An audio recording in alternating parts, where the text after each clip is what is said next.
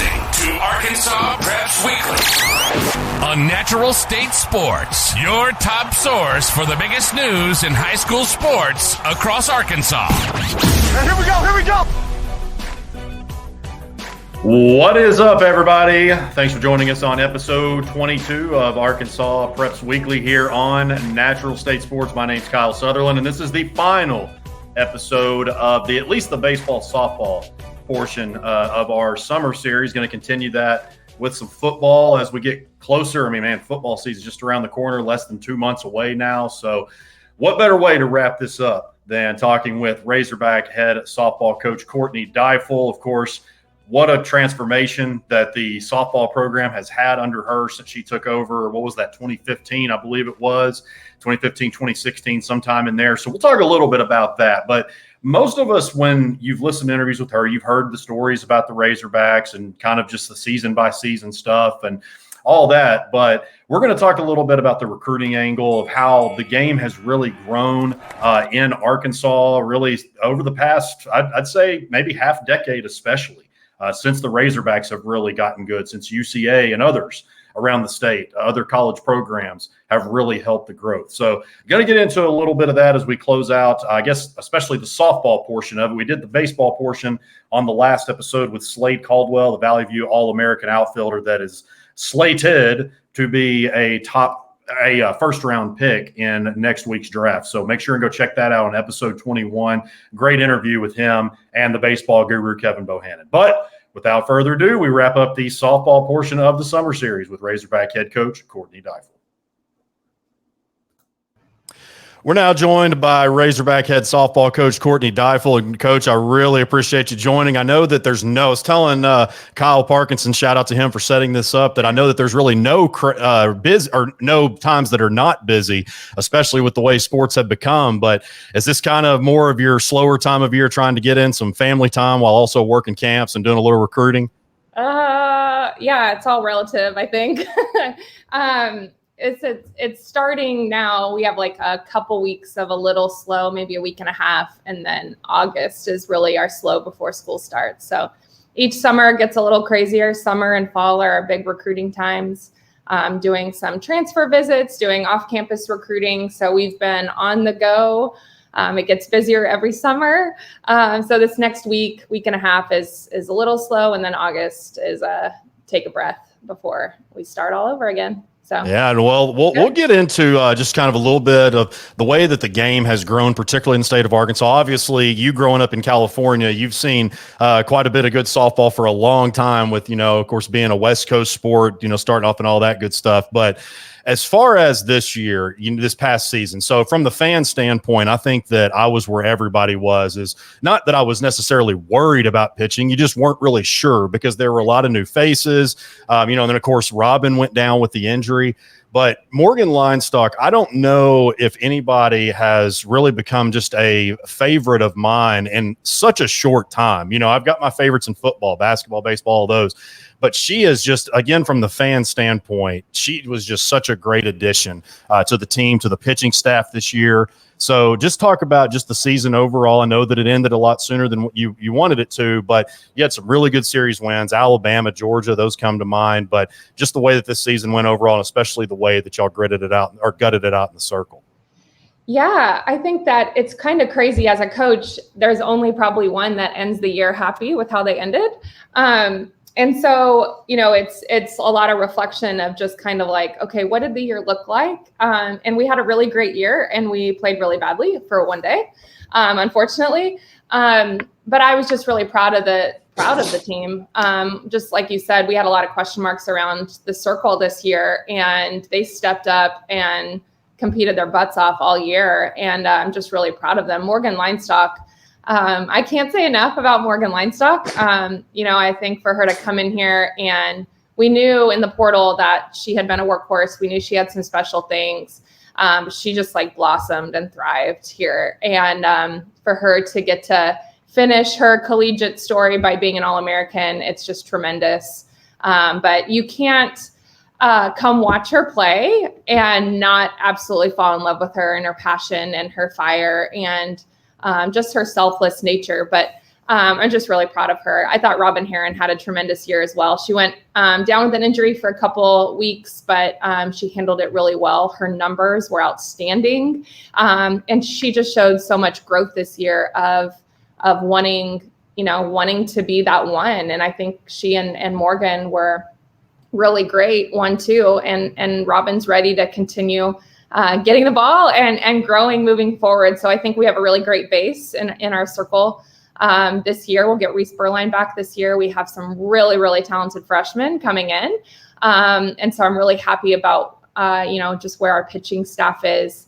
But throughout the year, I'm just, our team gritted it out. It wasn't easy this year. Some years you fire and you just get some momentum and you ride that. That wasn't the case for this team and this season. They just continued to grind and find ways to win. And, to be, to finish in the top 4 in the toughest conference in the country, to get a national seed. I think we're the only team to finish in the top 4 in the conference the last 4 years.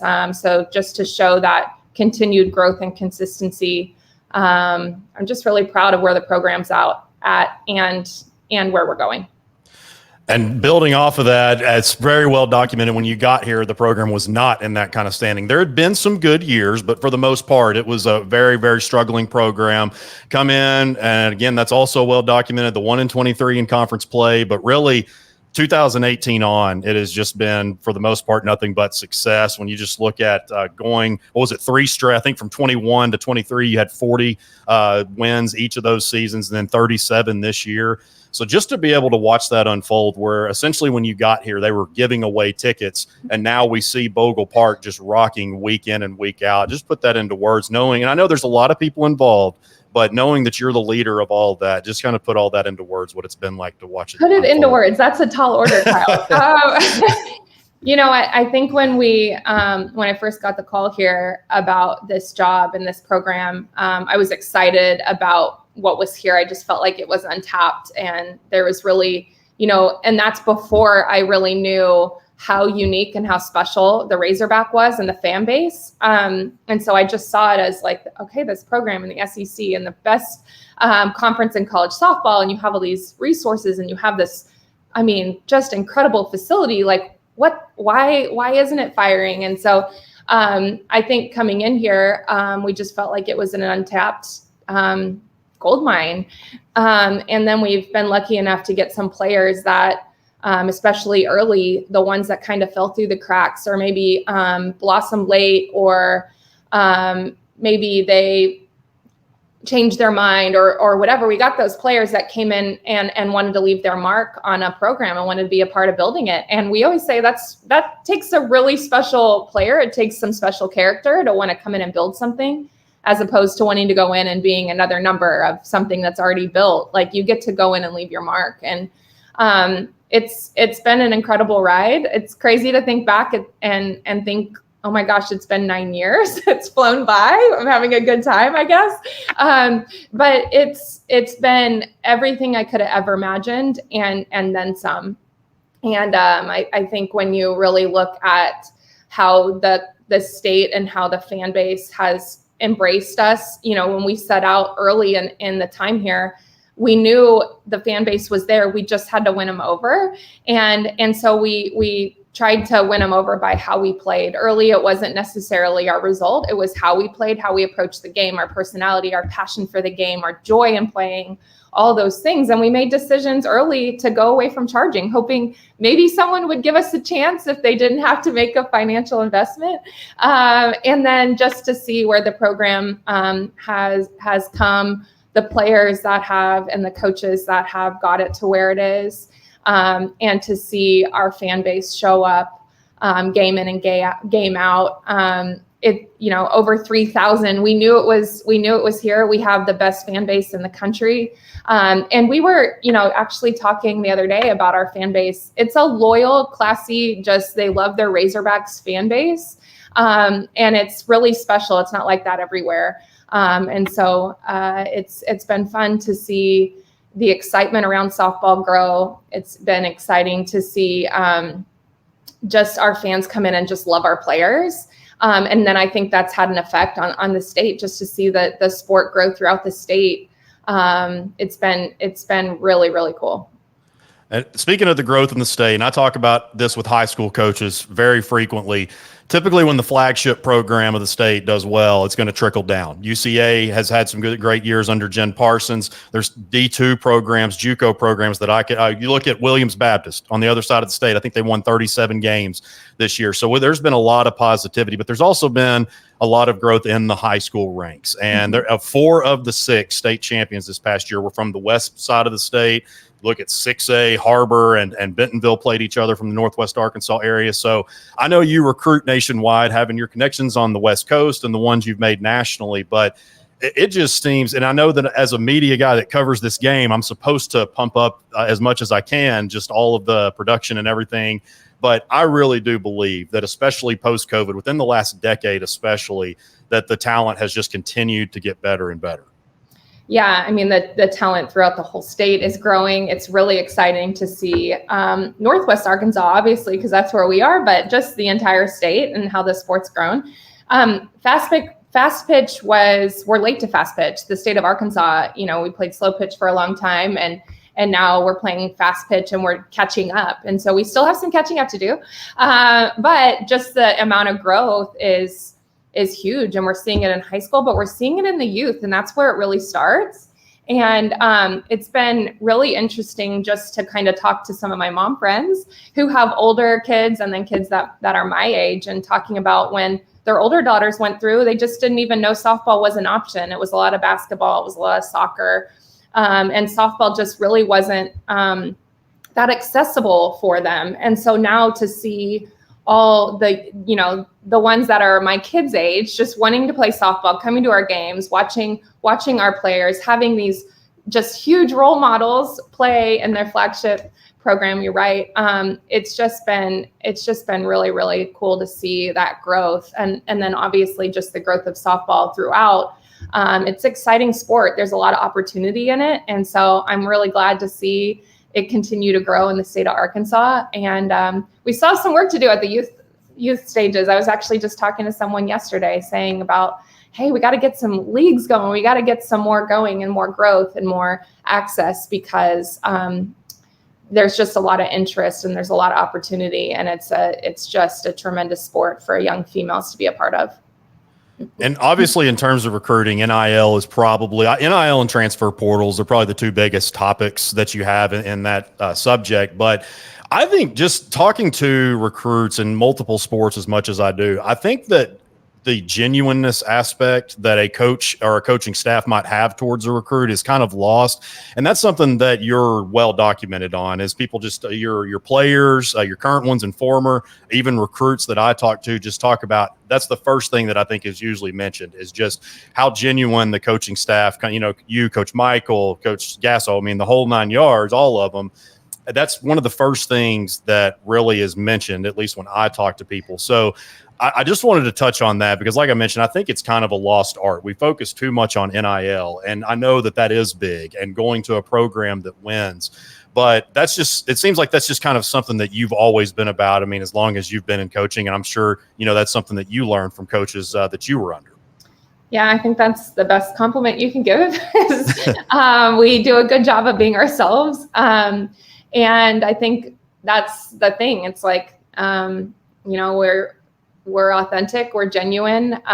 We aren't creative enough to be anybody else. So take it or leave it. This is who we are, is kind of, what our pitch is a little bit is we love our athletes. We love each other. And with that, we push them really hard, but we are who we are, and there's genuine connections, and the staff is incredible, as well versed as they are in softball, and their expertise is top notch. They're even better humans, and at the end of the day, when you spend that much time with people and around people, and with our players, you want to enjoy who you're around, and you just want to love them and believe in them. And that's what this staff is we are authentic. I think it's a lost breed. I think it's in the recruiting process, and in age of NIL and everything, a lot of times it begins to be something more than that, or trying to be something you're not, or trying to be who you think the recruit wants you to be. And here it's just take it or leave it. This is us. We don't know how to be anybody else. And I think that's really worked for us, because when we set out to, move this program forward, we were going to do it the right way. And we do it the right way by being us, by being authentically us, pouring into our players and pouring into each other. We'll circle back long before you were ever at Arkansas. I shouldn't say long. I don't mean to age now. Not like you're that old. What are you getting at? But you grew up in California, as I mentioned at the Open, and played for Cal. So you and your sister were both national champions, her at Fresno State, you at Cal. And this was an age when the West, as I talked about earlier, the West Coast was dominating year in and year out, particularly UCA, with maybe a little bit of Texas A&M mixed in. But you played for a West Coast team, Cal, that won. I believe that's the only national championship in school history to this day. So obviously it's huge to win a national championship. But what did it mean to be a program to do that that's not UCLA or Arizona, to be one that kind of broke the mold? Well, it's always fun. It's always fun to be the underdog. It's always fun to prove people wrong. And that's kind of what, our take was. We were in, at the time, the Pac-10, I'm aging myself, but, that was the premier conference. And I'm not sure we ever finished above fifth in the conference, but we made it to the World Series every year. And our thing was just, competing our butts off and trying to prove people wrong. And I still remember going into the national championship game, and we played Arizona, and it was Jenny Finch's senior year. And we were walking into the stadium, and there was just like Super Finch shirts everywhere. Like everything was Arizona. And we were like, hey, let's do what we've done all year, is just, let's lean into each other and let's prove people wrong. And all we need is the belief in this circle. And we pulled it out. And it's kind of the approach we've taken here. It's who I am. It's who we are here is, we're here to prove people wrong. We're here to just focus on us and lean into each other and play our game. And good things happen when you do that. But it's fun. It's fun to get to watch my sister do it. It's fun to get to have that experience myself. We finished second my senior year. We got, I keep watching the highlights of this UCLA no-hit 9-inning national championship. We are on the other side of that, and so it was a really great experience. And then I even look at, flashing back to where the sport was when I played in the World Series versus where the sport is now. And it's just incredible. And I still think our best days are ahead of us because of this sport, because of the athletes, because of the minds in the coaching world, and all of it. It's pretty exciting. Okay, so I've been itching to talk to you about this for quite some time, but catcher is a position, maybe the most I don't know about the most, but it's one of the most unappreciated positions, and maybe unappreciated is an unfair word, but overlooked when you talk about, because it's a pitcher's game, just like football is a quarterback's game, softball is a pitcher's game. And I think any of the top pitchers that I talk to that are top recruits or whatever, and anybody will always say, well, look who's behind the plate. Look at what they're doing for me. It's always about that battery mate. So talk about the important. You've had some really good catchers at Arkansas, and like I said, you were a national championship catcher yourself. So I wanted to make sure that I at least acknowledge that, because this is a conversation that I don't think is had enough.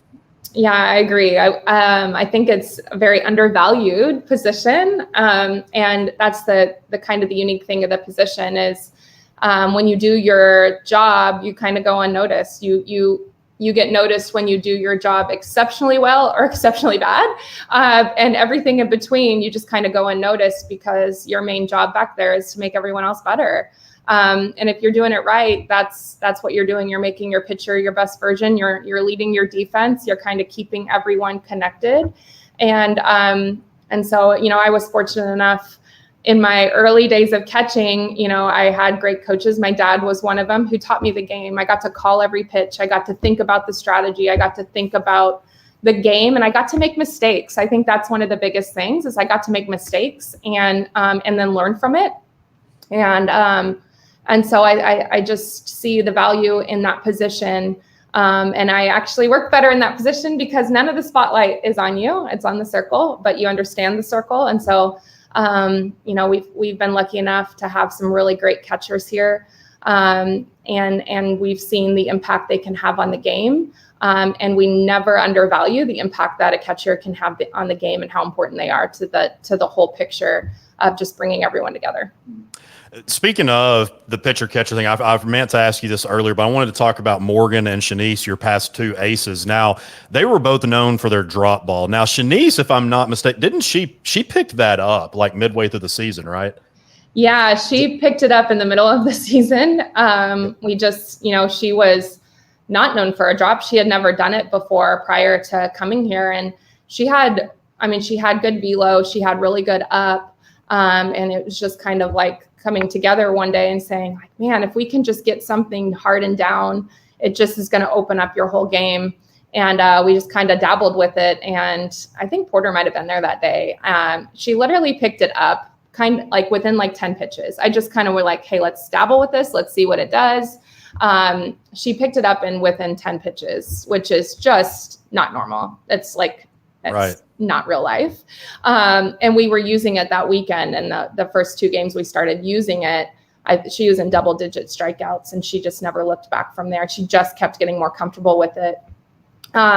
But yeah, she was unique in the way of just like how she snapped the ball, how live the ball was out of her hand. And so when we really got her hand in the right position to throw that drop, it just clicked. Morgan was incredibly unique too with her height and her release. So her release with a 10-inch drop, it's just a really steep angle. And so she was just really special in that. So we love drop balls. They stay in the park, more often than not. And so, yeah, it's a huge pitch in this game. And that was because I guess I really was, since so much light was brought to it with Shanice and then obviously Morgan as well. I think with Morgan, they talked about it almost every game, I think, which is not a bad thing by any means. But I was that something that y'all have put more emphasis on, or is that just maybe something that you have done for a while that I missed, or was it really just kind of over the past couple of years?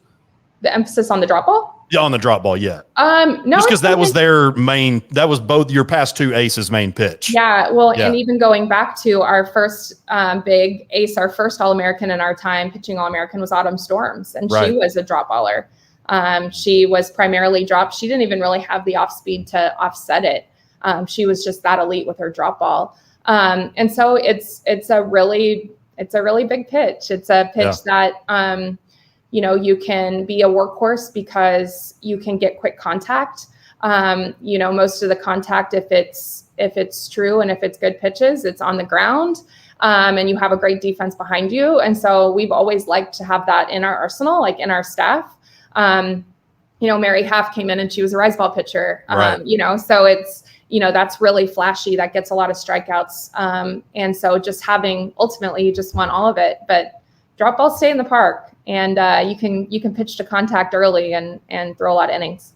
Yeah, definitely. And kind of talking about getting out of your playing career now and going into coaching. I mean, you started under what better position to start under Patty Gasso? That was your GA, right? You were not, that was when you started there. So 08, 09 range. So now you've got DJ Gasso on your staff, brought him on first season last year. So obviously had that relationship for a while, but yeah, like I mentioned, you really just couldn't start off your coaching career better than being under her. Yeah, I mean, I'm not sure there's a better person to learn under than Patty Gasso. And, even at that time, I just really wanted to get my master's taken care of. And so we kind of went into it going, I want my master's. She wanted help as a GA. And she just said, promise me you'll stay open to coaching. And I was like, yeah, sure. Okay. Yeah, I will, But then I saw just kind of the inside of, the secret to their program, and what they do such a good job with is making it about something bigger. Like these players, they just believe in something bigger than themselves, and they continue to reinvent themselves as the times change. But it's the relationships that really why I'm in it. And so it's to be a part of her tree and to learn from her and her staff at that time. Her staff are still some of my really good friends in the profession, and they're incredible. I'm just really lucky. When I met DJ when I was there, we don't talk about it much now because he was just this like little kid running around. So there's quite an age difference, but he grew up in, one of the best programs to do it. And his mom, probably easily has the most recognizable and has done the most in this game. And he's had a front row seat to all of that. So the impact that he's been able to make in a short term is like, he just comes from that lineage. Like he just comes from that way of thinking and way of working, and just what he brings every day is incredible. And he's just like a ball of energy. Like he literally he loves it. He is energy. He is consistent all the time. And so to get to bring a Gasso in and also being part of the Gasso tree, I will never lose appreciation for that. And speaking of OU, I know that this is something you're going to be talking about a lot over the next 6-8 months, whatever it is. And that's OU in Texas, the defending college softball finalist, World Series finalist, coming to the SEC, and already extremely deep conference that just gets even deeper. And one of my biggest pet peeves, and you as a competitor, I can imagine appreciate this. Oh, this schedule is just too tough, or you become the best by beating the best. That's just kind of the way that I've always looked at it. That's how, you didn't get to where you're at by not thinking that way.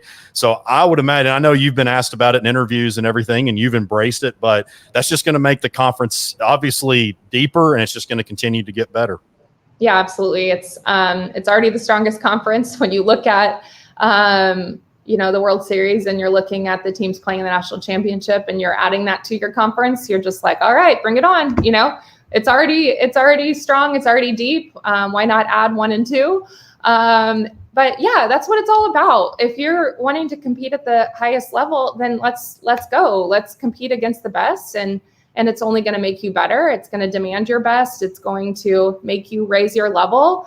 And who wouldn't want to be a part of that? And so not only are we playing the best, we're playing it on the biggest stages with the most exposure in the front of the these great fan bases that just embrace softball throughout the SEC. And so it's the best. I know I'm probably biased, but it's the best. And why wouldn't you want to do that as a competitor? So I'm excited. I think we already had all our teams in the top 30 RPI. And so, why not add 2 more from the top? Let's go. And last question here as we wrap it up. I've been this summer series that we've done with the baseball, softball players. We've kind of finished it off just asking about how they've overcome trials, how they've approached different trials, both on and off the field.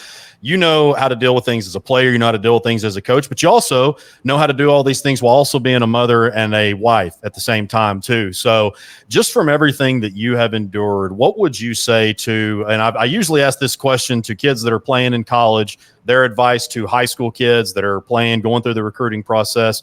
What are maybe some advice that you would give to those players, but also ones that are in college right now and maybe struggling with various things?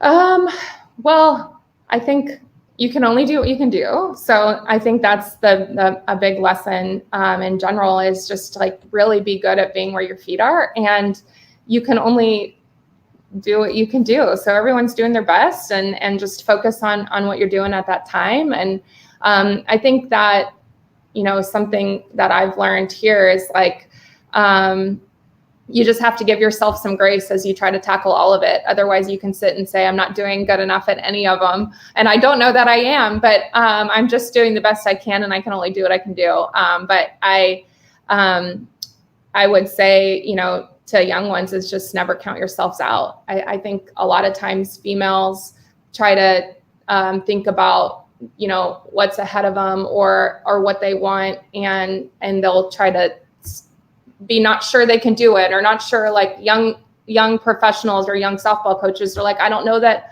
I can coach at this level because I want to be married and have a family. Well, you can do more than you think you can. And so I just kind of always say and embrace it and go for it. And then if you can't do it, then you can't do it, but you can do more than you think you can. And, I've been really lucky. My husband's incredible. And he's, just the the biggest supporter and the best teammate and partner I could ever imagine. And so that's, a huge part of it is we have a really strong village here. And so to be able to do what I love to do, it takes all of us. And I'm just really, really lucky that I have Joe. We've been talking with Arkansas Razorback softball head coach Courtney Deifel. And coach, again, I know things are always just madness, so really appreciate it. We've been talking just under 30 minutes here. Really enjoyed the conversation, get your input, and certainly appreciate you taking some time out. Well, it's gone really quickly. Thanks for having me on. That was really fun.